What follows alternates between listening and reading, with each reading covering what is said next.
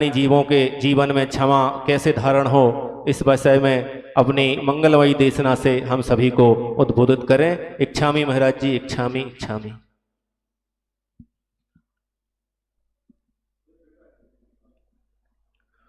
ओम नमः सिद्धेभ्य, ओम नमः सिद्धेभ्य, ओम नमः सिद्धेभ्य। नमो अरियंताणं, नमो सिद्धानं, नमो आयरियाणं, नमो वच्छायाणं, नमो लोये सब साहुणं, नमो लोये सब साहुणं। एसो पंच नमो यारो सवब पावपणासनो, मंगलानं चे सव्वेसिं परमं हवेहि मंगलम्, परमं हवेहि मंगलम्। इंद सदवंदियानं त्युवनिद महोर्विशदवाक्कानं, अन्तातीत गुणानं, नमो जिनानं जिदो भवानं। बोले पंच परमेष्टि भगवान की, बोलिए मूल नायक महावीर स्वामी की, बोलिए गुरु नाम गुरु आचार्य विज्ञान सागर महाराज की, आचार्य गुरुवर्षि विद्यासागर मुनि महाराज की, मुनि श्री कुंथु सागर महाराज की।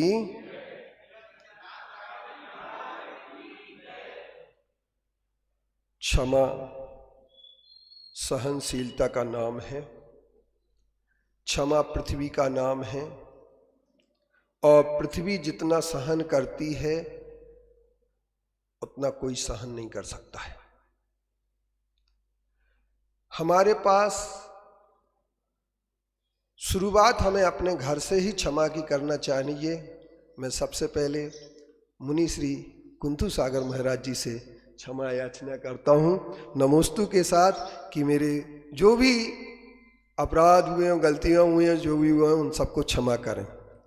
अब इसके बाद की बात है कि जब तुम्हारा कोई हृदय तोड़ दे, जब कोई तड़पता हुआ तुम्हें छोड़ दे, जब कोई ऐसी बात कर दे कि तुम्हें ठेस लग जाए, उस समय अगर तुम उस ठेस के लिए क्षमा कर दो तो सच्ची क्षमा होती है। क्योंकि क्षमा मांगना बहुत सरल काम है और क्षमा करना थोड़ा सा मुश्किल का काम है। रहा सवाल इस बात का कि हम लोग जब क्षमा की ओर बढ़ रहे हैं तो क्षमा तीन ऐसी दुर्भावनाओं से युद्ध लड़ती है। क्षमा तीन उन दुर्भावनाओं से जूझती है। क्षमा जो बैर है, विरोध है, प्रतिशोध है, और इसके साथ साथ जब हम फॉरगेटिव नहीं करते हैं, जब तक हम भूलते नहीं हैं, तब तक क्षमा नहीं होती है। और भूलना और याद रखना, इन दोनों चीजों के बीच में बहुत अंतर होता है। जब मैं पढ़ता था तो मेरे टीचर एक ही शिकायत किया करते थे कि तुम्हें याद नहीं रहता है कुछ भी। पर मैं उस समय सोचता था कि सचमुच में याद रखना बहुत कठिन काम है, और जब हम असली जिंदगी में आते हैं तब हमें पता लगता है कि याद रखना कठिन नहीं है, भूल जाना कठिन है।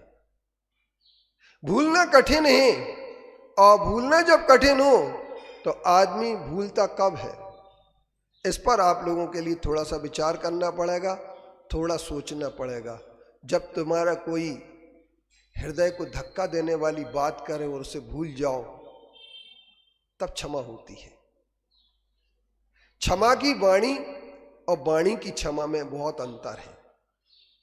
हम वाणी की क्षमा करते हैं, क्षमा क्षमा क्षमा, निश्चित तौर पर उनसे क्षमा मांगते हैं जिनसे हमारा कोई बैर विरोध नहीं होता है, किंतु क्षमा उनसे मांगना चाहिए जिनसे हमारा बैर विरोध चल रहा हो। अब हमारे सामने बात आती है कि क्षमा कैसे करें।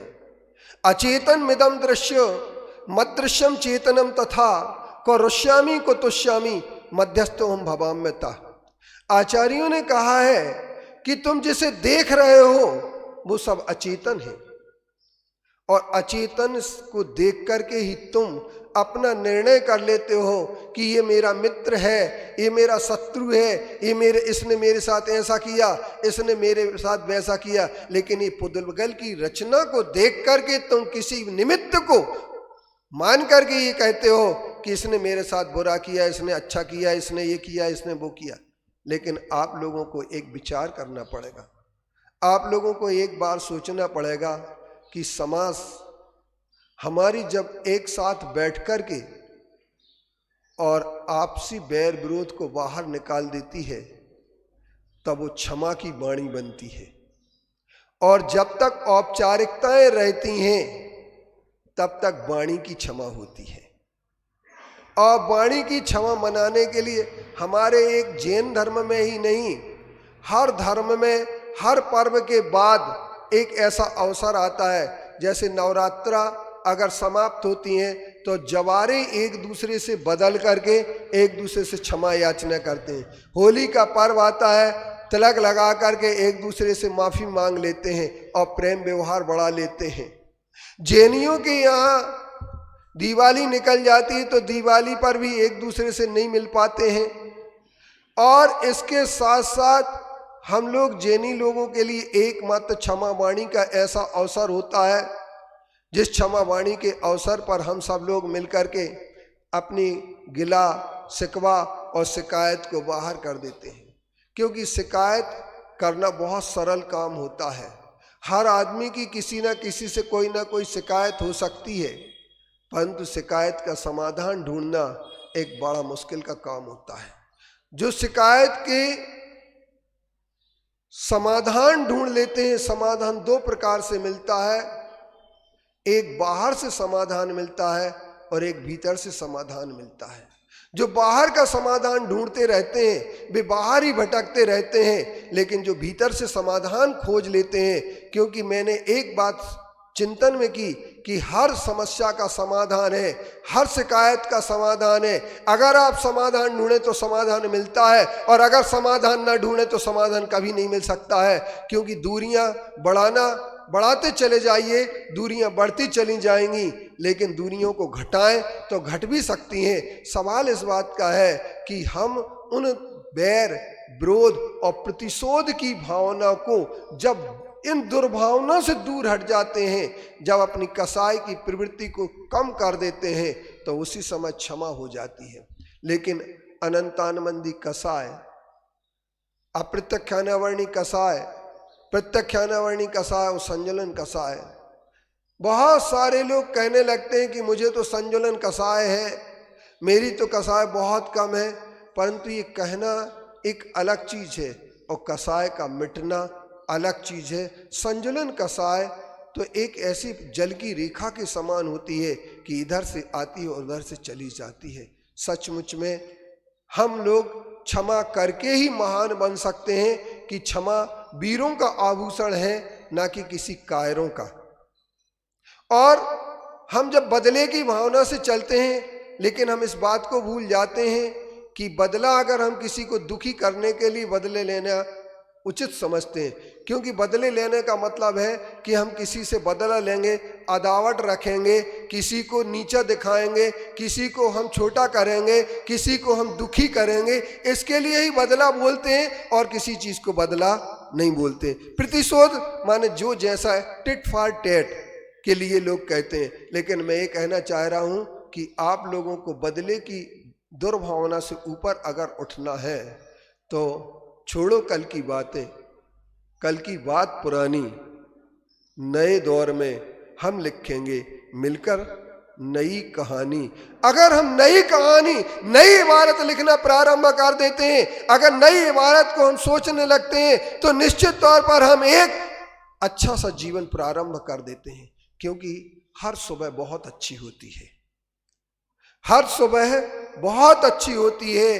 क्योंकि सुबह आदमी उठता है और उठते साथ वह अगर एक विचार करने लगे कि कल की बातें हमें छोड़ करके आगे क्या करना है, तो सुबह से ही प्रारंभ हो जाती हैं।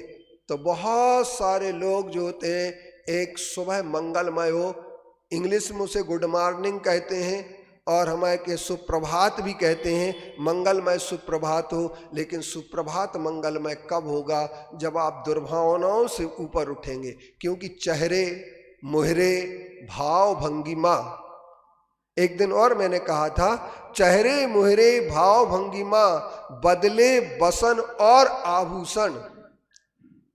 चेहरे, मुहरे, भाव, भंगिमा, बदले, बसन और आभूषण, दुष्कृत्यों की धारा न बदली, कैसे सफल बने पर्यूषण, कैसे सफल बने पर्यूषण। हमें दुष्कृत्यों की धारा को बदलना है, हमें दुष्कृत्यों को दूर करना है, दुर्भावनाओं को दूर करना है, तभी तो क्षमा वाणी होगी। क्योंकि क्षमा के बिना कोई भी व्यक्ति सल्लेखना को प्राप्त नहीं कर सकता है।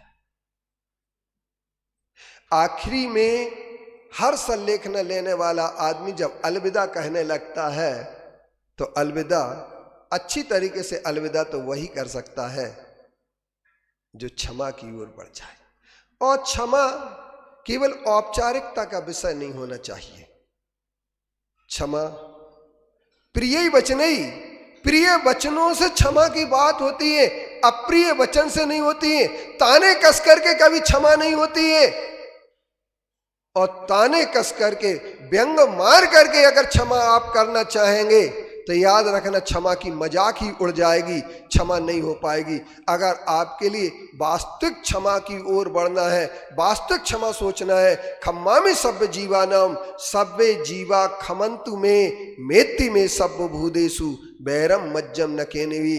अगर आप सत्वेशु मैत्रिम की जब सामायिक हम प्रारंभ करते हैं, सामायिक की प्रारंभ ही, पूजन का प्रारंभ, विधान का प्रारंभ, हमारी सर्व धर्म अनुष्ठानों का प्रारंभ अगर होता है तो क्षमा से ही प्रारंभ होता है, मैत्री से प्रारंभ होता है। सत्वेषु मैत्यम गुणशो प्रमोदम क्लिष्टेषु जीवेषु कृपा परत्वम माध्यस्थ भावम विपरीत व्यक्तौ सदा ममात्मा विद्यातु देव। यहीं से हमारी सामायिक शुरू होती है, धर्म का अनुष्ठान हमारे यहीं से शुरू होता है। जब दुष्कृत्यों की धरा बदल देंगे, जब दुर्भावना से हम दूर हट जाएंगे, तभी जाकर के क्षमा होगी, अन्यथा क्षमा होने वाली नहीं है। बंधुओं, एक बात मैं आपसे कह देना चाहता हूं कि क्षमा एक वह बड़ा उपक्रम है, ऐसा उपक्रम है जिस उपक्रम के माध्यम से व्यक्ति अपने जीवन को सहज प्रभावी बना देता है। क्योंकि अवरोधी जिंदगी जीने का कोई मतलब नहीं होता है। अभी हम सिर्फ एक ही विषय पर अंकुर कॉलोनी में चले, आर्ट ऑफ लिविंग पर, जीने की कला। जीने की कला कैसे सीखें? अगर कोई अच्छी तरीके से जीना चाहता है तो सड़े गले पानी में कोई श्वास नहीं ले सकता है। और पानी सड़ता कब है? जब कोई पानी बंध जाता है तो वो सड़ जाता है। जब कोई पानी बंध जाता है तो सड़ जाता है। और अगर पानी और भावना, दुर्भावना को बांधने का अगर कोई काम करता है तो आपका बैर, आपका विरोध, आपका प्रतिशोध ही आपको बांधने का काम करता है। आपकी जिंदगी को प्रवाही नहीं बनने देता है कभी भी। और प्रवाही जिंदगी ही क्षमा कर सकती है, बंधी हुई जिंदगी नहीं। हम जब बंध जाते किसी से भी बंध जाते हैं, किसी भी चीज से बन जाते हैं। जब हमने सोच लिया बदले, तो बदला वही लेता है जिसका छोटा सोच होता है। बड़े सोच वाले किसी से बदला नहीं लेते हैं। वो क्या कहते हैं? अपना काम करो, अपनी रेखा बड़ी करो, दूसरे की रेखा मिटाने का प्रयास नहीं करो। उसके पुण्य पाप से ही वो जीव अपने आप फल भोग लेगा। हमें किसी को फल देने की जरूरत नहीं। बोले हम तुम्हें मजा चखा देंगे। क्या मजा चखाओगे? बोलते ना, अच्छा मजा चखाएंगे तुम्हें हम, लेकिन क्या मजा चखाओगे? तुम अपनी प्रगति के जो गतिशीलता है, उस गतिशीलता के पैरों पर तुम जंजीर अपने हाथ से स्वयं बांध रहे हो। क्योंकि तुम्हारी जंजीर ये पैर की जंजीर होती है, ये पैर की जंजीर होती है जब तुम बदले की भावना से चलते हो। ये पैर की जंजीर होती है, प्रगति के पैर पर बंद जंजीर होती जब तुम बैर विरोध के साथ चलते हो। जब ये पैर की जंजीर होती प्रगति के पैर पर जब तुम क्रोध और विरोध के साथ चलते हो। विरोध करना एक सरल काम है, लेकिन विरोध के लिए जो तुम जितना चिंतन करते हो, विरोध करने के लिए जितना तुम सोचते हो, उतना सोचना अगर तुम किसी भी नई दिशा में सकारात्मक सोचना शुरू कर दो, निर्माण की दिशा में सोचना शुरू कर दो। क्योंकि बैर, विरोध और प्रतिशोध हमेशा विनाश की दिशा में जाते हैं। और अगर आप क्षमा के साथ चलें, मैत्री के साथ चलें, तो आप प्रगति की दिशा में जाते हैं। हमारे भारत देश की राजनीति में एक बहुत बड़ा परिवर्तन आया, और परिवर्तन इस बात का आया कि उन्होंने कह दिया कि छोड़ो, हमें किससे युद्ध लड़ना, किससे युद्ध नहीं लड़ना। युद्ध लड़ने की बात को ही छोड़ करके जो आगे बढ़ गए, उन्होंने बहुत बड़ी प्रगति कर ली। वे देश बहुत विकासशील देश हो गए। जापान पर जब हिरोशिमा और नागासाकी में एटम बम पड़े तो उस समय जापान को उठाने वाला कोई दिख नहीं रहा था, लेकिन जापान जितनी जल्दी उठा है उतने जल्दी कोई देश नहीं उठ पाया है। क्योंकि जापान ने एक ही बात तय की थी, छोड़ो कल की बातें, कल की बात पुरानी, नए दौर में हम लिखेंगे मिलकर नई कहानी। हम पैर की जंजीर न बने, पैर की अपनी जंजीर न डालें। बैर, विरोध और प्रतिशोध ये पैर की जंजीरें हैं, और समाज वही प्रगति करती है। एक मुझे याद आ रहा है कि जब मैं 97 में राघोगढ़ में था, तो वहां पर एक 12 एकड़ का बगीचा था। उस पर केस बहुत वर्षों से चल रहा था। मैंने एक बात कही कि ये केस को अपन वापस ले लें, और एक प्रदीप जैन थे, उन्होंने उस पर सहमति दिखाई। समाज के बहुत सारे लोग उसके सहमत हो गए, और उन्होंने 1 एकड़ जमीन उनको दे दी। जो 12 एकड़ पर कब्जा किए थे, उनने 11 एकड़ छोड़ दी, और 11 एकड़ पर आज सुधा सागर महाराज जी जब वहां पहुंचे, और पहुंच करके एक ऐसा निर्माण किया, एक बहुत बड़ी बिल्डिंग बन गई, बैंकिंग हो गया, लाखों रुपए की आमदनी मंदिर को हर साल के लिए हो गई। अन्यथा केस लड़ते रहते कि 12 एकड़ ही हम लेंगे, तो आप क्या प्रगति कर सकते थे? आज राघोगढ़ की समाज ने बहुत बड़ी प्रगति कर ली, सिर्फ एक समझौता की वजह से। और वह समझौता मेरे दिमाग में इसलिए आया कि हम लोग बहुत सारी छोटी छोटी बातों पर लड़ते रहते हैं। लड़िए, कोई जरूरी नहीं है, लेकिन ऐसा कुछ मत करिए कि जब आप मिलें तो आपको शर्मिंदा होना पड़े। क्योंकि जब आप कुछ भी अपने आवेश में बोल देते हैं, आवेश में कर लेते हैं, इसके बाद जब मिलते हैं तो शर्मिंदा होना पड़ता है। इसलिए मैं ये कहना चाहता हूँ, क्षमा वाणी आपके और हमारे बीच में आई है। समय शायद मेरा हो गया होगा, और मैं ज़्यादा नहीं बोलना चाहता हूँ, क्योंकि मैं एक बात समझता हूँ कि थोड़े में समझदार के लिए इशारा काफ़ी होता है, और ना समझ के लिए कोई मतलब नहीं होता है। कितना भी बोलते रहो, इतने ही लोगों को तो सुनना है। पर एक चीज जरूर है, सारथी समूह ने एक ऐसी अच्छी व्यवस्था दे दी कि पूरा देश भी इस बात के लिए सुनेगा। और क्षमावाणी मध्य प्रदेश के मुख्यमंत्री शिवराज सिंह ने हर वर्ष क्षमावाणी मनाने के लिए हमारे एक व्यवस्था दी है, और विधानसभा भवन में या कहीं भी किसी भी स्थान पर हर साल क्षमावाणी मनाई जाने लगी है। आप सब लोग जो क्षमा वाणी मनाने बैठे हैं, क्षमा वाणी मनाए नहीं, अपितु क्षमा को साकार करें और जीवन की प्रगति के दौर को आगे बढ़ाएं। इन्हीं शब्दों के साथ मैं अपनी बात को समाप्त करता हूँ। ओम शांति, ओम शांति, ओम शांति। बोलिए पंच परमेष्ठी भगवान की, आचार्य कुंद कुंद गुरुदेव की, आचार्य गुरुवर्षि विद्यासागर मुनि महाराज की, मुनि श्री कुंथु सागर महाराज की। अब परम पूज्य एलक श्री सिद्धांत सागर जी महाराज के पश्चात हमारे समाज से कुछ वक्ता क्षमा पर अपनी बात रखना चाहेंगे। सर्वप्रथम हम आमंत्रित करते हैं पंडित श्री विमल कुमार जी को, वो आएं और क्षमा पर अपनी बात रखें। सभी लोग समय का ध्यान रखें, हमें पूज्य मुनि श्री को भी सुनना है, इसलिए समय का ध्यान रखते हुए सभी वक्ता अपनी अपनी शीघ्रता से बात रखें।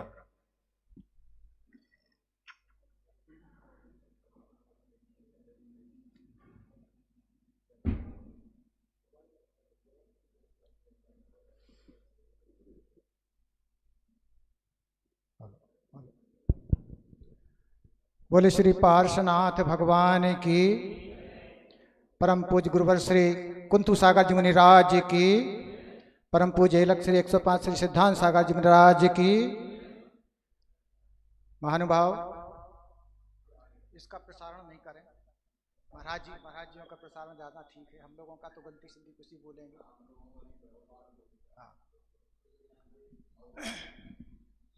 मेरे पास जो कोई गीत इन पर लिख पाऊं, है शब्द नहीं जो कोई गीत में इन पर लिख लाऊं। अरे मेरी औकात कहाँ है कि मैं सूरज को दीप दिखाऊं। और है हर माँ का रूप इन्हीं से, हर है माँ का रूप इन्हीं से, ईश्वर की पहचान यही है, कोई इनको कुफरी समझे, मेरे तो भगवान यही हैं, मेरे तो भगवान यही हैं। बोलिए परम पूज्य मुनि श्री कुंथु सागर जी महाराज की जय।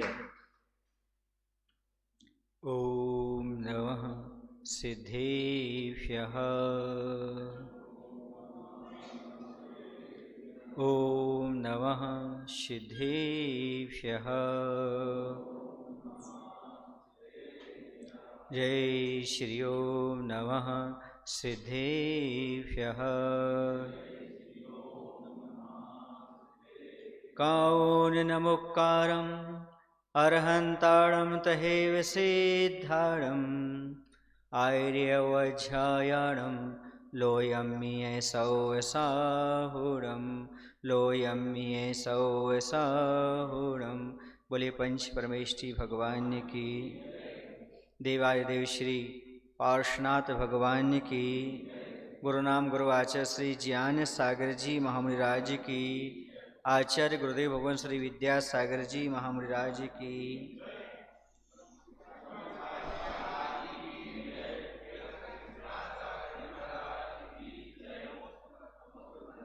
जैन रागा व्रजेजो जैन स्वयेशुरज्यदि जैन मेत्यम पभावेजो तम नानम जिन शासने।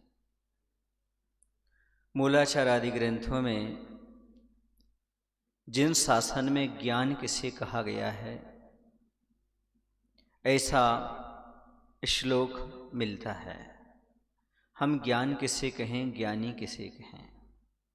हर एक व्यक्ति ज्ञानी है, हर एक व्यक्ति ज्ञान प्राप्त करता है। वैसे भी ज्ञान और दर्शन आत्मा का स्वभाव है। लेकिन यहाँ पर ज्ञान किसे कह रहे हैं? जैन रागा व्रजेज, जिससे राग देश समाप्त हो जाए उसका नाम ज्ञान है। दूसरी शर्त रखी, जैन स्वयेषु रज्यति, जिसके माध्यम से श्रेयस मार्ग पर, मोक्ष मार्ग पर व्यक्ति बढ़ जाए। और तीसरी बात कहते हैं जैन मित्यम पहावेच, जिसके माध्यम से धर्म की प्रभावना हो जाए, तम नानम जिन शासने। उसे जिनेन्द्र भगवान ने जिन शासन में ज्ञान कहा है, जिसके माध्यम से राग देश समाप्त हो जाए, व्यक्ति श्रेयस मार्ग पर, मोक्ष मार्ग पर, धर्म मार्ग पर बढ़ जाए और संसार में मैत्री की प्रभावना हो जाए, उसे सच्चा ज्ञान और उसी को सच्चा ज्ञानी कहते हैं। यदि हमारा राग देश कम होता है तो समझिएगा हम ज्ञानी हैं। हम मोक्ष मार्ग पर निरंतर आगे बढ़ते चले जाते हैं, धर्म मार्ग पर, समझिए हम ज्ञानी हैं। हमारे द्वारा मैत्री भावना बढ़ती है तो समझो हमारे पास ज्ञान आता चला जा रहा है। क्षमावाणी पर्व तो सौहार्द का पर्व है, सौजन्यता का पर्व है, सद्भावना का पर्व है। यह अंदर मन की कलुषता को धोने का पर्व है। हाथ जोड़कर किसी के सामने आप क्षमा ऐसा शब्द बोलो या ना बोलो, यदि मन से आपने कलुषता निकाल दी, समझो आपकी उत्तम क्षमा अपने आप हो जाती है। क्षमा मांगने से ज्यादा कठिन काम है क्षमा करना। लेकिन साधु परमेष्ठी दिन में 3 बार यही कार्य करते हैं। खम्मामि सभ्य जीवा नाम सभ्य जीवा खमंतु में। यह दिन में 3 बार प्रतिक्रमण करते समय एक इंद्री से लेकर के 5 इंद्री तक के जीवों से क्षमा मांगते हैं, जो जीव सुन भी नहीं सकता। जो जीव देख भी नहीं सकता, उस जीव से भी क्षमा याचना करते हैं, क्योंकि क्षमा वीर का आभूषण है। यह कायर का काम नहीं, क्षमा मांग लो क्षमा कर दो, जीत है इसमें हार नहीं। क्षमा मांगने वाला कभी हारता नहीं, क्षमा मांगने वाला तो जीत जाता है, अर्थात धर्म को प्राप्त कर लेता है। एक बार आचार्य भगवंत ने कहा था, दो मुनिराज हैं, एक क्षमा मांग रहे हैं और एक क्षमा कर रहे हैं। जो मुनिराज क्षमा मांग रहे हैं वो सप्तम गुण स्थान में होंगे, क्षमा करने वाले भले छठे गुण स्थान में हो। कहने का तात्पर्य यह अपरमत्त दशा का प्रतीक है। क्रोध का अभाव होना और क्रोध का होना प्रमाद को दर्शाता है, और क्रोध का अभाव होना अप्रमाद को दर्शाता है। इतना परिवर्तन, इतनी जीवन की उन्नति, गुणस्थान की वृद्धि इस क्षमा धर्म से प्राप्त हो जाया करती है। एक बात याद रखना बंधो, आप लोगों से कहना चाहता हूं, वो बहुत मर्म की बात है। आदमी कितना भी अपराध करे उसे बार बार क्षमा कर देना चाहिए, और बार बार क्षमा किया भी जाता है। क्षमा तो बार बार किया जा सकता है, पर विश्वास बार बार नहीं किया जा सकता। एक बार जो धोखा दे देता है उसे क्षमा किया जा सकता है, दो बार धोखा दे देता क्षमा किया जा सकता है। जो बार बार धोखा देता है यदि उसे क्षमा करते हैं तो उसके दुर्गुण की वृद्धि होती है। क्षमा ने तो कर दिया, लेकिन अंतरंग से अब दूसरी बार उससे विश्वास नहीं होगा। यदि विश्वास कर लिया जाए तो ध्यान रखो, उसकी जो दुर्गुण हैं, उसका जो अहंकार है वो और बढ़ चढ़ करके आगे खड़ा होता है, मायाचारी का और मान का समर्थन हो जाता है। क्षमा करना अलग चीज है और विश्वास करना अलग चीज है। कहते बलवान ही क्रोध कर सकता है, मैं तो कहता हूं बलवान वो है जो क्रोध करता ही नहीं है। जब बलवान क्षमा कर सकता है, बलवान क्रोध नहीं करता। क्यों नहीं करता? क्योंकि वह समझता है ये कमजोर की निशानी है। क्रोध करना कमजोर की निशानी है। जब आदमी कमजोर पड़ता तो चिल्लाने लगता है, आवाज को तीखी करने लगता है। उसे मालूम है हमारा जो मत है वो कमजोर पड़ने लगा है, हमारे जो दलील है वो कमजोर पड़ने लगी है, हमारे सबूत जो है कमजोर पड़ने लगते हैं।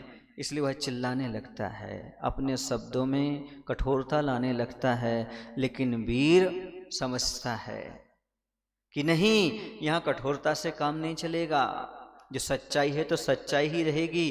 तेज आवाज में बोलने से सच्चाई दब नहीं सकती, और धीरे से बोलने में झूठ कभी उखड़ नहीं सकता। सच्चाई तो सच्चाई है और झूठ तो झूठ है। इस बात को वह समझता है।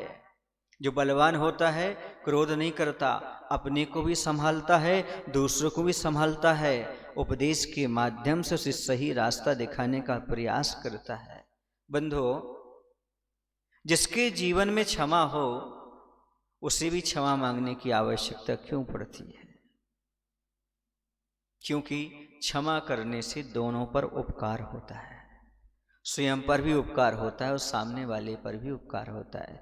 मान लो हमें किसी के प्रति बैर नहीं है, लेकिन सामने वाले को हमसे बैर है। यदि हम क्षमा मांग लेते हैं तो कुछ ना कुछ तो पिघल ही जाता है। वाणी में ही नहीं, प्राणी में भी क्षमा आना चाहिए।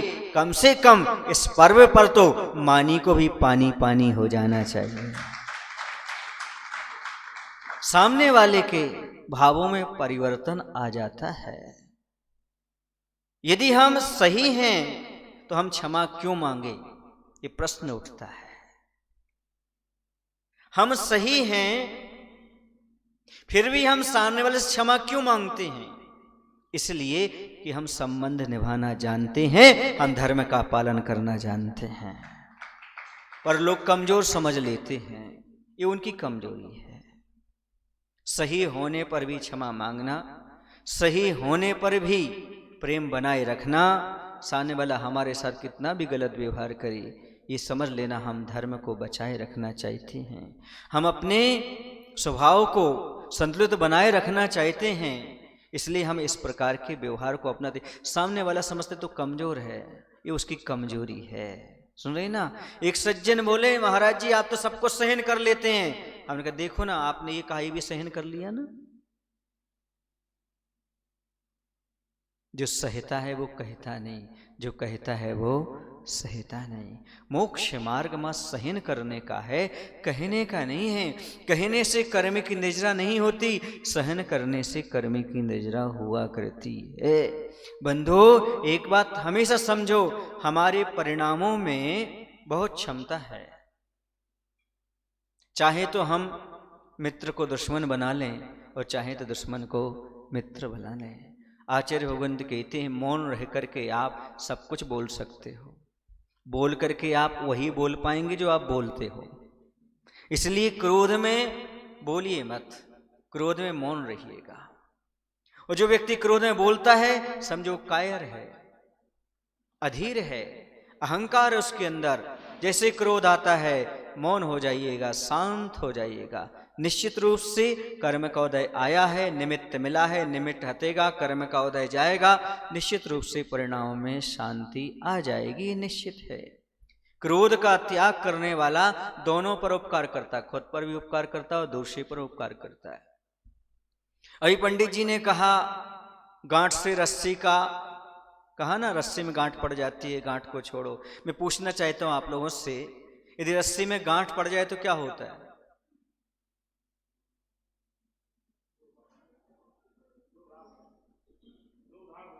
रस्सी में गांठ पड़ने दो भाग हो जाएंगे।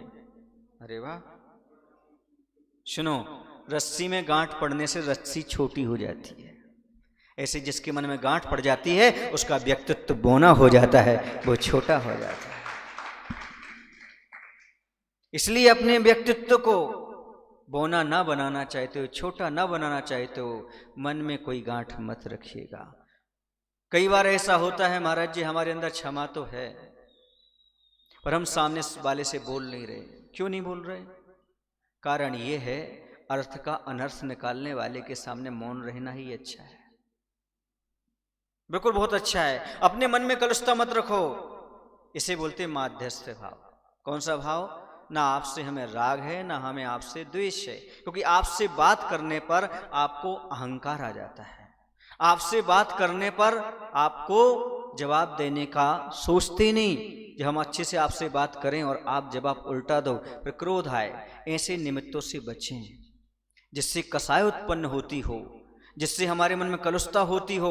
वहां ना बोलना ही क्षमा है, वहां ना बोलना ही हमारा और सामने वाले का भला है, ये मान करके चलिएगा। बस मन में कसाय मत रखिएगा, मन में बैर विरोध मत रखिएगा। ये अपने आप में बहुत महत्वपूर्ण है। अब सामने वाला कहता रहे वो हमसे बोलते नहीं कहते रहने दो, इससे कुछ नहीं होता। बस आपके मन में कलुषता नहीं होना चाहिए, क्योंकि आपसे ज्यादा आपको और कोई दूसरा नहीं जानता। आपको आपके अलावा दुनिया में कोई सुधार नहीं सकता, आप ही। एक बात बताऊं बंधो, आप सही रास्ते पर चलते चलो, सबको क्षमा करते चलो, दुनिया के अनुसार मत चलो, क्योंकि दुनिया तो भगवान से भी संतुष्ट नहीं है। उसके बारे में मत सोचो। हमें आचार्यों ने क्या निर्देश दिए उसे समझने का प्रयास करो। आपके मन में कलुषता नहीं है, समझो आप क्षमा धर्म को पा गए। क्योंकि कुछ रीति ऐसी हैं जिसे हम बदल नहीं सकते। जैसे दूध फटा तो घी गया, ये नियम है।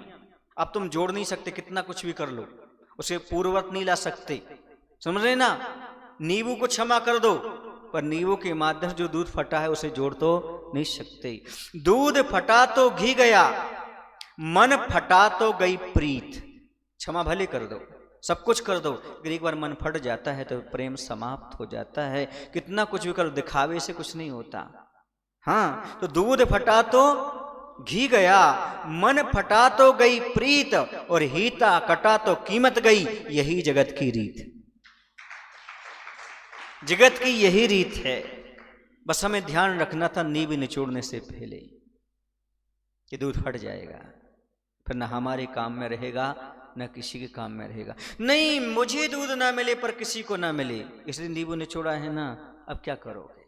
अब कुछ भी लाभ होने वाला नहीं है। ऐसे एक बार जब मन फट जाता है, अभी एलक जी ने कहा पुरानी बातों को भूलना जरूरी है। मैं ये कहना चाहता हूँ, बोलूँ आपको, गड़े मुर्दे उखाड़ने वाले इतिहास तो पढ़ सकते हैं पर इतिहास नहीं रच सकते। इतिहास वही रचते हैं जो गड़े मुर्दे को उखाड़ते ही नहीं हैं, उस तरफ देखते ही नहीं हैं, उस ओर दृष्टिपात करते ही नहीं हैं। क्यों? क्योंकि बहुत बड़ी बात होती है, मैं आपको बता दूं ये, कि उत्तम पुरुषों का क्रोध क्षण भर रहता है, क्षण भर आया और चला गया। अब वो हमसे नाराज नहीं, राजी होना, नाराजी होना ये क्रोध की बात नहीं। आपकी हर चीज पर राजी हो जाओ तो महाराज हो, और आपकी हर बात पर राजी ना हो तो नाराज हो। ये कहाँ पढ़ के आए हो आप? कौन सी कॉलेज में पढ़ कर आए हो? ये तो बता दो। ये आपका फार्मूला ठीक नहीं है, ये आपका समीकरण ठीक नहीं है, ये आपकी सोच ठीक नहीं है। सोच को बदलिएगा। अच्छी बात पर राजी होते हैं, बुरी बात पर राजी नहीं होते, पर नाराज भी नहीं होते। सुने ना हम तुमसे पहले खुश थे, ना आज हुए नाराज हैं। पहले भी तुम्हारे रिश्ते में लगते महाराज थे, आज भी लगते महाराज। पर आपकी हर चीज पर हम सहमति दर्शाएं तो अच्छे महाराज हैं, आप नमोस्तु कर लो। और जिस दिन हम आपकी बात क्या समझते हो, उस दिन नमोस्तु नहीं करो। ये क्या चीज है? इसे समझो, सुधरने का प्रयास करो। दोषी को सुधारने में हमारी जिंदगी निकल गई, कभी अपने को सुधारने का भी हम प्रयास करें। इसी का नाम उत्तम क्षमा है। कभी अपने प्रति भी क्षमा भाव को अपनाने का प्रयास करें। उत्तम पुरुषों का क्रोध क्षण भर होता है और मध्यम पुरुषों का क्रोध दोपहर तक होता है, और अधम पुरुषों का रात दिन होता है, रात दिन में समाप्त। लेकिन पापी जीव का कभी भी समाप्त होने वाला नहीं होता है। इस चीज को हमें समझने की आवश्यकता है। एक बात ध्यान रखूं आपको, आपकी बात से आपका मन ही राजी है क्या? कभी कभी आपकी बात से आपका मन ही राजी नहीं होता, फिर आप करते हो कि नहीं करते हो? बोलो ना। फिर मन से क्यों नहीं कहते? मन तो क्यों नहीं मान रहा है? नहीं, ये बहुत कठिन काम है अपने जीवन में। पद्मनंदी पंचविंशति का ग्रंथ में तो कहा है क्षमावान कैसा होता है। समझिए आखिर क्षमावान होता क्या है। क्षमावान क्या करता है? मेरे दोषों को सबके सामने प्रकट कर संसार में दुर्जन सुखी होना चाहे तो हो ले, मैं कोई प्रतिकार नहीं करूंगा। मेरे दोषों को दुनिया के सामने रख करके यदि कोई खुश होना हो चाहे तो हो ले, क्योंकि मैं नहीं चाहता कोई मेरे से दुखी हो। क्षमावान यही चाहता है तुम हो रहे हो, उसमें आनंद आ रहा है, आप आनंद मना लीजिए यार। हमारे धन को ग्रहण करके हड़प करके तुम्हें धन चाहिए ले लो, ये उसमें भी सुखी होते हो तो हो जाओ। मेरे बैरी मेरा जीवन लेकर भी सुखी होना चाहें तो जीवन को लेकर भी सुखी हो जाएं। जिनको मेरा स्थान लेने की अभिलाषा है, मुझे गिरा करके वो स्थान लेकर के बैठ जाएं तो भी कोई दिक्कत नहीं। जो रागरेश रहित मध्यस्थ होकर के मुझसे बोलना नहीं चाहते, वो मध्यस्थ होकर भी सुखी हो जाएं। इस प्रकार समस्त जगत सुखी से रहो, किंतु किसी भी संसारी को मुझसे दुख ना पहुंचे। ऐसे में सबके प्रति पुकार के कहता हूं, यही उत्तम क्षमा का आधार कहता हूं।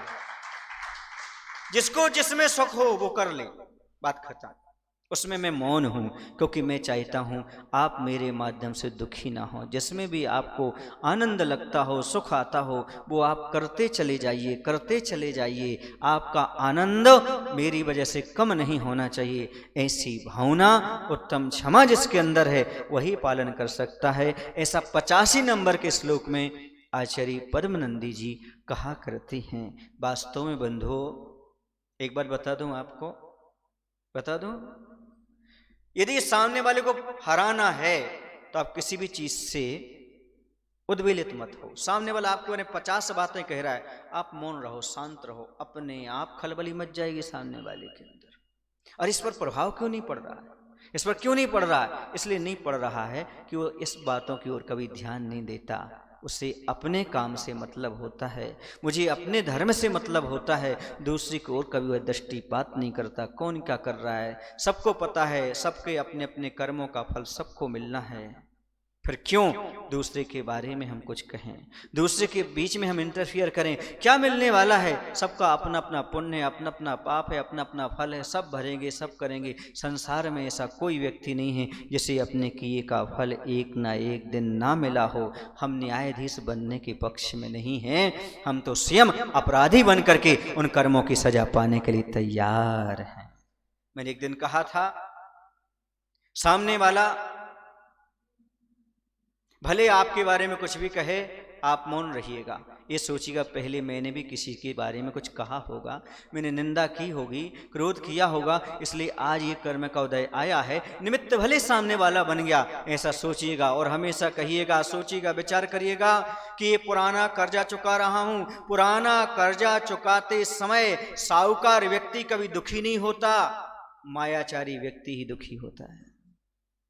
साहूकार तो कहता है आया है चुकाना है, ले जाओ भैया, ले जाओ ले जाओ ले जाओ, पुराना कर्जा चुका रहा हूं। सामने वाला गाली दे समझो पुराना कर्जा चुक रहा है, सामने वाला निंदा करे समझो, अपमान करे समझो ये पुराना कर्जा हमारा चुक रहा है। और ये सोचना हम तो उन्हें खुशी देकर आए थे, वो हमें गम दे गए, हम तो कर्ज से मुक्त हो गए, बेकर्जदार हो गए। हमने अपना कर्तव्य तो निभा लिया, जो आगम में कहा था, जो गुरु की प्रेरणा थी, जो प्रभु की ने कहा था, वो तो हमने अपने आप कर लिया। मैं कहता हूं, कपड़े धोने का आपका समय नियत नहीं है। बोलो ना, कभी भी कपड़ा धोते हो? एक दिन में, 2 दिन में, 1 दिन में 2 बार भी धो लेते हो? बोलो ना, क्यों? कपड़ा पहनना आपको पसंद है, अच्छे कपड़े आपको अच्छे लगते हैं। मकान साफ करने का कोई समय है क्या? एक दीपावली है, लेकिन फिर भी आप बीच में सफाई करते रहते हो, तो मन को साफ करने का क्या क्षमावाणी पर्व ही मिलता है? मैं कहता हूं, क्षमावाणी पर्व साल में एक बार नहीं आता, हर क्षण हर पल क्षमावाणी पर्व हमारे जीवन में होना चाहिए। हम ऐसी क्रियाएं करें जिससे किसी को कष्ट ना पहुंचे, यही तो क्षमा धारण करना है। और क्या है? किसी के दिल को न दुखाना, यही तो सबसे बड़ी क्षमा है। इसे हम अपने जीवन में अच्छे से प्राप्त कर सकते हैं, ये सोच करके कि बंधु हमें क्षमा करना नहीं है, बल्कि क्षमा को धारण करना है। क्षमा यदि हमारे अंदर आ जाएगी तो सारी की सारी क्रियाएं हमारी समीचीन हो जाएंगी। देखिएगा, जो व्यक्ति आकुल व्याकुल होता है, समझना क्रोध है उसके अंदर। जो शांत है, समझना क्रोध का अभाव है। नियम है, छाया में बैठे वाले को आकुलता नहीं होती। किसको आकुलता होती है? जो धूप में बैठा हो। बात बात में तुनकबाजी किसको आती है? जो धूप में बैठा हो। घबराहट किसको होती है? जिसको धूप में बैठा हो। छाया में बैठे व्यक्ति को कोई घबराहट नहीं, कोई आकुलता नहीं, कुछ भी नहीं होती है। ये क्षमा का एक थर्मामीटर है। हमारे अंदर ये क्षमा है तो हम बात बात पर उद्वेलित नहीं होंगे, शांति सब कुछ सहन करते चले जाएंगे, जो कुछ हो रहा है देखते चले जाएंगे, क्योंकि ये तो सब छाया में बैठने का परिणाम है। और अपने परिणाम में जितनी निर्मलता रखोगे उतना आनंद आएगा। कुछ लोग कहते मैं ईंट का जवाब पत्थर से दूंगा, वो शेर तो मैं 1.25 शेर बनूंगा। रहे तो जानवर ही ना, शेर हो चाहे 1.25 शेर हो। और ईंट का जवाब पत्थर से देना चाहते हो। मैं कहता हूं ईंट का जवाब कभी पत्थर से नहीं, फूल से दीजिए। और गाली का जवाब गाली से नहीं, प्रभु के गीत से दीजिए। सामने वाले ने यदि गाली दी और आपने गाली दी, फिर भी उसकी बुराई कर रहे हो, तुम्हें और उसमें अंतर क्या रहा? उसने गाली दी, तुमने गाली दे दी। सामने वाले ने गाली दी और आप मौन रह गए होते तो ठीक है। हाँ नहीं, अरे हमको इससे कम है क्या? ये बहादुरी नहीं है, ये कायरपना है। यदि हम किसी से कम होते तो हम गलत चीजों को छोड़ने का प्रयास करते। अरे उसने हमें 1 सुनाई, हमने 17 सुना दी, इसमें हम बहादुरी मानते हैं। मतलब ये उसने 1 पाप किया, हमने 17 कर दिए, इसमें हमारी बहादुरी सिद्ध होती है। आचार्य कहते हैं क्षमावान ये भाव कर ही नहीं सकता कि सामने वाले ने 1 सुनाई तो हम थोड़ी छोड़ेंगे, हम तो बिल्कुल नहीं। ये काम जो है ये कायर का है। ध्यान रखना, भौंकने वाले पर कुत्ता भी भौंकता है, काटने वाले पर कुत्ता भी काटता है, सींग मारने वाले को सींग भी मारता है। ये सब त्रियंचों के काम है। तुम इंसान हो, यदि सामने वाला आपको गाली देता है आप जय जिनेंद्र कर लीजिए, ये इंसानियत का काम होता है। ताली क्यों बजा दी आपने? आपने झरा दिया कि वास्तव में कुछ अपने जीवन में धारण किया। बार का सामना प्रहार से होता है और तलवार का सामना ढाल से होता है। जो हाथ चुमले चाटा मारने वालों का वहां नफरत नहीं, मात्र प्यार ही प्यार होता है। फिर ताली बजा दी आपने। क्या करूं महाराज जी, अच्छा लगता है तो ताली बजा देता हूं। मैं कहता हूं जैसे आप ताली बजाते हो, मैं ताली बजाने में खुश नहीं होता, यदि आप तालीम करो तो खुश होता हूं। तालीम समझते हो?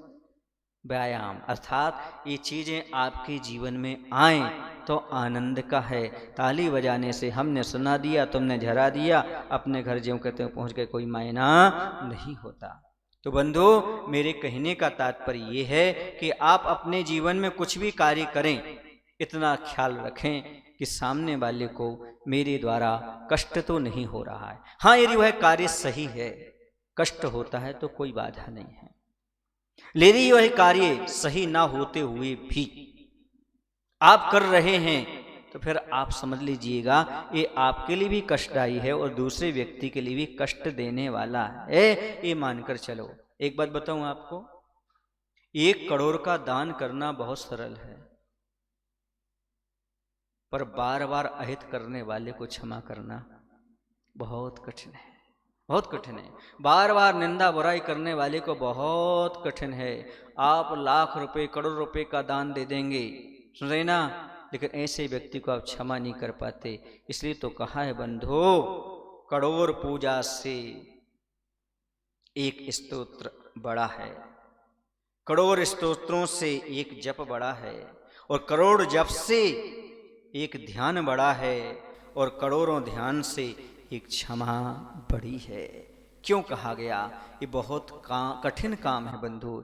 ये कठिन काम वो ही कर सकते हैं जो वास्तव में धर्म को अंगीकार करते हैं, जो कर्म सिद्धांत को समझते हैं, जो बात बात में अपने आप को संभालने का प्रयास करते हैं। हकीकत तो ये है, हम वात्सल्य की बात तो करते हैं, पर हर बात में सल्ल सल्ल पैदा कर देते हैं।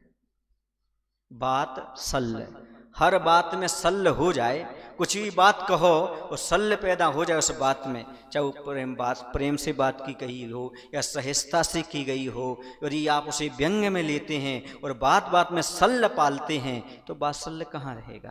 या तो सल्ल हो या फिर बात्सल्य हो, दो में से कुछ हो सकता है। ध्यान रखना बंधु, बुराई धन बुराई बराबर शैतान, अच्छाई धन बुराई बराबर इंसान, अच्छाई धन अच्छाई बराबर भगवान। आप कौन हैं इन 3 में से? जल्दी बोलो ना। शैतान तो नहीं है ना? हम भी नहीं, आप भी नहीं। तो बुराई ही बुराई जिसमें होती वो शैतान होता है, जिसमें बुराई और अच्छाई होती दोनों उसे इंसान कहते हैं, और जिसमें कोई बुराई नहीं होती उसे भगवान कहते हैं। जब आपको पता है हम और आप इंसान हैं तो बुराई तो सब में होती, अच्छाई तो सब में होती है। थोड़ा सा अच्छाई को देखने का प्रयास करिएगा ना। बुराई तो हमने बहुत पहले से देखी है। एक बार बताऊं, बुराई वही करता है जो आपसे बराबरी नहीं कर पाता है। यदि बराबरी कर ले तो बुराई करने का सवाल उठता ही नहीं है, ये निश्चित है। इसलिए आप इस बात को हमेशा ध्यान रखें कि हमसे गलती हुई हो या नहीं हो। ऐसा बोलते ना आप लोग, जाने अनजाने में हमसे गलती हुई हो, क्या हुई हो? हुई नहीं, हुई हो तो क्षमा करना, नहीं अब इसको सुधार लो और कहना भैया जाने अनजाने में हमसे गलती होती ही है, और जो गलतियां हुई हैं मैं उनकी क्षमा चाहता हूं। बोलो क्या बोलते हैं आप लोग? हुई हो तो मतलब तुम्हें पता नहीं है, तुम्हें क्षमा, मतलब जिसको ये पता नहीं मैंने गलती की है वो क्षमा किस चीज की मांग पाएगा? वो क्षमा कैसे? पहले गलती को एक्सेप्ट तो करो, पहले गलती को स्वीकार तो करो कि मैंने इस गलती को स्वीकार किया है। क्षमा करने और क्षमा मांगने का तरीका ये नहीं होता। क्षमा मांगने और करने का तरीका यही है कि सामने वाले की गलती हमें मालूम है, उसको हमने क्षमा कर दिया, और हमने जो गलती की है दोबारा सामने वाले के प्रति नहीं करेंगे। यदि हमारे अंदर आ जाता है तो बड़ा आनंद आता है। समझ रहे आप लोग कि नहीं? आप लोग क्षमा हमसे मांगते हो, किससे मांगते हो? आपको लगता है मैं आप लोगों से नाराज हूँ? आपको लगता है कि हम आप लोगों के प्रति दुर्व्यवहार रखते हैं, दुर्भावना रखते हैं? नहीं महाराज जी, हमारा तो कर्तव्य है कि हम आपसे क्षमा मांगे, इसलिए मांगते हैं कहीं हमारे लिए यदि मोक्ष मार्ग में बढ़ते हुए स्वाध्याय करते हुए कोई गलती होती है, हुई है, उन सब की हम क्या चाहते हैं? क्षमा चाहते हैं। तो बंधुओं, मेरे कहने का तात्पर्य यही है कि अपने जीवन में क्षमा जैसी वस्तु को स्थान दीजिएगा, सारी ज्वलनशीलता समाप्त हो जाएगी। क्षमा का अर्थ है किसी के प्रति जलिए मत, अपने कार्यों पर विश्वास रखिएगा, सफलता प्राप्त करिएगा, पर ईर्ष्या भाव कभी मत रखिएगा। ईर्ष्या भाव रखोगे जलन होगी, और जलन होगी तो क्रोध तो आएगा ही आएगा। आप लोगों की मित्रता दूध और पानी की तरह होना चाहिए। कैसी होना चाहिए? दूध और पानी की। कैसे होता दूध और पानी की मित्रता? दोनों विजातीय हैं, लेकिन दोनों तरल हैं, सरल हैं, इसलिए मिल जाते हैं। विजातीय होने के बावजूद भी तरलता और सरलता हो तो मिलाप होता है, और विजातीय होने के बाद अहंकार हो जाए तो मिलना बहुत मुश्किल होता है। प्रथम क्षीरने नीर मित्र अपने सम कीनो। वो आया पानी, और पानी कहता है भाई मैं आप में मिलना चाहता हूं, दूध से कहता है मिल लो, कोई बात नहीं है, पर याद रखो आप फिर पानी नहीं रह जाओगे, अलग से आपका अस्तित्व नहीं रहेगा। आप क्या हो जाएंगे फिर? बोलो ना, दूध। उसे स्वीकार कर लिया।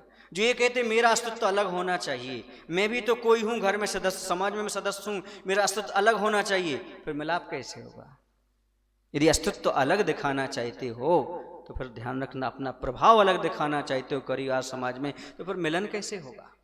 और उसने कहा दूध ने आ जाओ, और मिल गए। जब मिले तो पानी ने अपना अस्तित्व खो दिया, दूध बन गया, दूध के भाव बिक गया।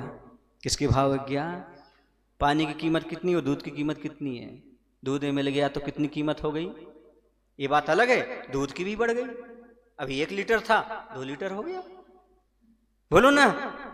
लेकिन कीमत कब बढ़ी मैं पूछना चाहता हूं, जब क्षीर ने अर्थात दूध ने नीर को अपने में समाहित कर लिया, या ये कहो जब पानी का समर्पण हुआ तो कीमत बढ़ गई और बढ़ गई। अब क्या हुआ? उसे गर्म करने लगे। क्या करने लगे? गर्म करने लगे तो आपको मालूम है कौन उड़ता है? पानी उड़ता है भाप बन करके। तो प्रथम क्षीरने नीर मित्र अपने सम कीनो, अग्नि जलो जल आप दूध दुख ना दीनो। अब क्या हुआ? देखो तुमने हमें स्थान दिया है, अब नीचे से आग जलने लगी तो दूध को नहीं जलने दिया, किसने? पानी ने स्वयं जलने को तैयार हो गया। मित्रता समझ में आ रही है आपको? वह जलने को तैयार हो गया। अब दूध को लगा देखो मेरे कारण ये पानी जल रहा है, उफन गया, उफन करके आग को बुझाने के लिए पहुंचा। क्यों? मुझसे मेरे पानी को दूर क्यों किया जा रहा मेरे मित्र को? बस सामने वाले ने पानी लाया और उस पर छिड़क दिया, दूध क्या हो गया? शांत। समझ में आ रहा आपको? ये जो क्षीर नीर की मित्रता है अपने आप में बहुत महत्वपूर्ण है।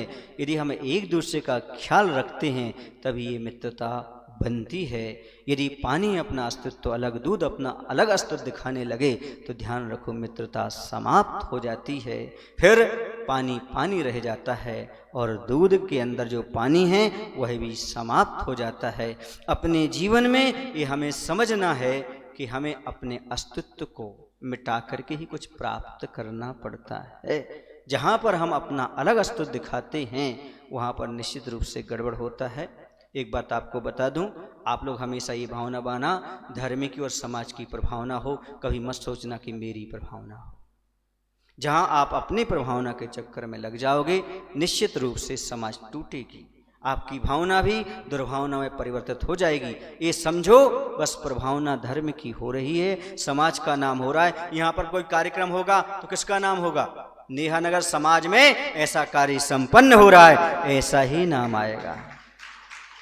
बोलो ना। अब आप अलग से के समाज से अलग हैं क्या? फिर आप ये क्यों सोचते कि मेरा नाम आना चाहिए, मेरा होना चाहिए? ये जहाँ पर बातें आती हैं, एक बात बताऊं, जो यहाँ पर अध्यक्ष है वो रोज प्रवचन सुन सकता है कि सब व्यक्ति सुन सकते? बोलो ना। पूजन सब कर सकते हैं। अरे फिर क्या मतलब हुआ? ये तो मत व्यवस्था है, किसी को अध्यक्ष बना देना, किसी को मंत्री बना देना। हमारा धर्म कौन ले जा सकता है? और मैं तो ये कहता हूँ कभी कभी जो पदों पर होते हैं वो आवश्यक कम कर पाते हैं, व्यवस्थाओं में ज़्यादा समय देना पड़ता है। इसलिए बंधु, नेहानगर समाज है ऐसा मान करके चलिएगा। हमारा कोई भी अंग हो, प्रत्येक अंग अंग के समान होता है, उस पर ध्यान देते हुए आगे बढ़ते हुए। और एक ही बात कहूँगा, भूतकाल को भूल जा, भविष्य की चिंता छोड़। भूतकाल को भूल जाओ, भविष्य की चिंता छोड़ो, अब आगे क्या होगा, क्योंकि तुम भविष्य में रहोगे कि नहीं रहोगे ये पहले सोच लो। एक बार हमने कहा था ना, हर वस्तु पर एक्सपायरी डेट लिखने वाले की डेट तो पूछो, गारंटी लिखने वाले पूछो, ये प्लाई की इतने साल गारंटी है, इसकी इतनी गारंटी है, जो लिख रहा है उसकी क्या गारंटी है कि 2 साल तक रहेगा। सुन रहे हैं आप लोग की नहीं? इसलिए भूतकाल को भूल जा, भविष्य की चिंता छोड़, चल धर्म की राह पर सबसे नाता जोड़। ये धर्म की राह पर बढ़ना चाहते हो तो आपको सबसे नाता जोड़ करके आगे बढ़ना होगा। ये क्षमावाणी पर्व है, हम सभी का कर्तव्य है। सबसे पहले मैं जिनेंद्र भगवान से क्षमा मांगता हूँ, उनके शासन में रहते हुए हमसे जो अपराध हुए हैं उन सबको वो क्षमा करें।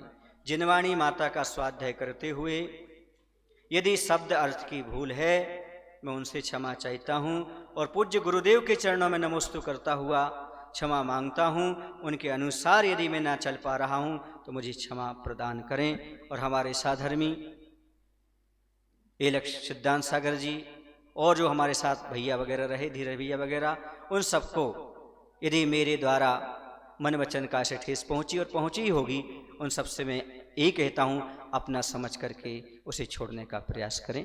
बोले महावीर भगवान की जय। आचार्य गुरुदेव भगवान श्री विद्यासागर जी महाराज की। हे प्रभु, हम सभी को इतनी शक्ति, इतनी बुद्धि देने की कृपा करो ताकि हम अपने जीवन में क्षमा को धारण कर सकें, मन की कलुषता को पूर्ण रूप से धो सकें। नमोस्तु। अब मैं सारथी सेवा समूह के एक सदस्य भाई राजा जैन को आमंत्रित करता हूं, वो 1 मिनट में आकर अपनी बात रखें। राजा जैन।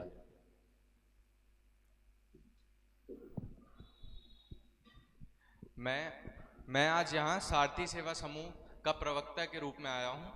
सबसे पहले मैं मुनिश्री 108 कुंथू सागर जी महाराज जी से क्षमा मांगता हूँ। अगर हमसे कोई भूल चूक हो गई हो तो हमें क्षमा करें। बोलने दो, बीच में नहीं टोकते। हाँ। एलक्स 105 सिद्धांत सागर जी महाराज से मैं क्षमा चाहता हूँ। अगर मेरे से कोई भूल चूक हो गई हो, सारथी सेवा समूह से कोई भूल चूक हो गई हो तो हमें क्षमा करें। उसके बाद मैं सभी कमेटी मेंबर्स से अगर हमसे कोई भूल चूक हो गई हो तो हमें क्षमा करें। उसके बाद सभी समाजगण से अगर हमसे कोई भूल चूक हो गई हो तो हमें क्षमा करें। नमोस्तु महाराज।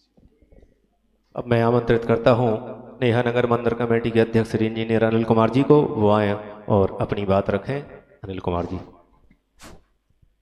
बोलो आदि तीर्थंकर आदिनाथ भगवान की जय। मंदिर मूल नायक महावीर भगवान की जय।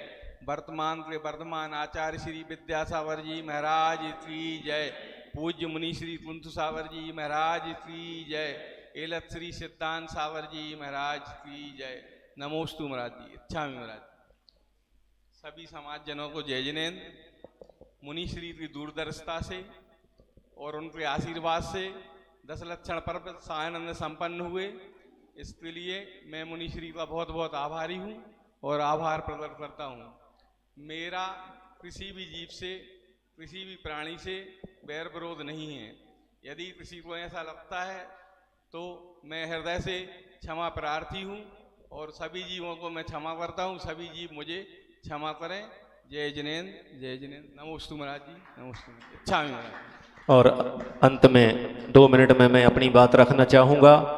मैं देव शास्त्र गुरु की साक्षी में परम पूज्य मुनि कुंथू सागर जी से, श्री सिद्धांत सागर जी से क्षमा मांगता हूँ कि आपकी वैयावृत्ति में, आपकी सेवा में जरूर हमसे कोई कमी रही होगी, उसके लिए हमें क्षमा करें। सभी समाजजन से क्षमा चाहता हूँ, सभी खास तौर से माताओं बहनों से, सभी पुरुष वर्ग से, कि विगत 4-5 महीनों में लॉकडाउन रहा, व्यवस्था के तौर पर हमने जरूर आप सभी को लोग टोका है।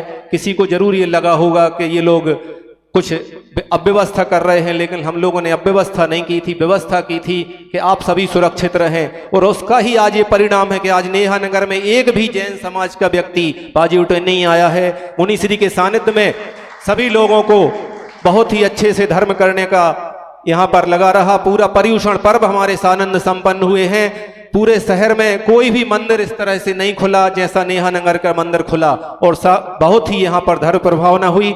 इसलिए मेरे से किसी भी प्रकार से जाने अनजाने में जो भी गलतियां हुई हैं उन सब के लिए मैं सभी समाज जन से क्षमा मांगता हूं और सभी प्राणियों को क्षमा करता हूं। विश्व के समस्त प्राणी मुझे क्षमा करें। ऐसी भावनाओं के साथ पूज्य आचार्य श्री के इसलिए रक्षाबंधन के समय जब हमने कहा था वेदियों में कुछ सीमित लोग रहें, मंदिर में रहें, आप लोगों को बुरा जरूर लगा होगा, तो आप उस बात को ध्यान में नहीं देना। हमारा ये सोच था उस समय कि यदि आप रक्षाबंधन के समय थोड़ा सा बंदिश रखेंगे तो पर्युषण पर्व अच्छे से सबको मिल जाएंगे, और वो ही हुआ, आपको अच्छे से मिल गया। यदि बीच में कोई गड़बड़ हो जाता तो आपका पर्युषण पर्व पूरा बिगड़ सकता था। दूरदर्शिता को लेकर के वो बनाया था। मैं तो ये कहता हूँ कल से आप ये नियम फिर लागू कर सकते हैं, कुछ लोगों को ही अभिषेक की अनुमति दें, समझ रहे ना आप लोग, ताकि आगे आपका पूरा चातुर्मास निर्विघ्न निकल सके, यहाँ कोई पुलिस ना आ सके, कोई काम ना हो तो बहुत अच्छा हो। चातुर्मास बिल्कुल निर्विकल्प निकले और कहीं कोई पेपर में ना आए तो बहुत अच्छी बात है। बोले महावीर भगवान की। आप सभी का हम मंदिर कमेटी की ओर से बहुत बहुत आभार व्यक्त करते हैं। सभी ने पूरे पर्युषण में